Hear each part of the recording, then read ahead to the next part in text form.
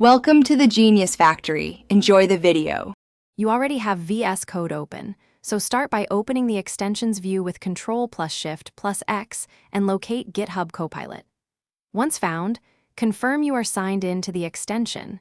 This matters because disable options change when authenticated.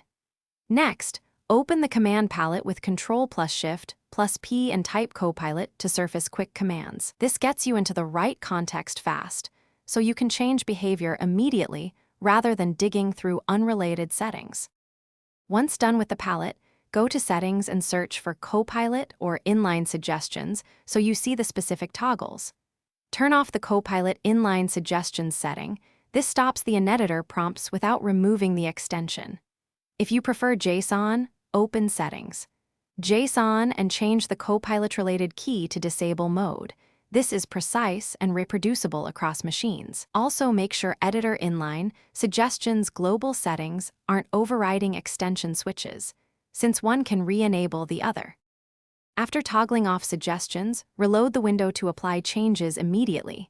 Use Developer, reload window from the command palette. To remove Copilot entirely, right-click the extension and choose Disable or Uninstall, and then restart VS Code to verify no suggestions appear.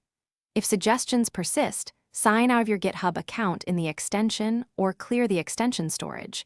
This resolves leftover cached state. If that still fails, a full uninstall and reinstall with a fresh sign-in will reset. Thanks for watching. If you found this helpful, don't forget to like and subscribe.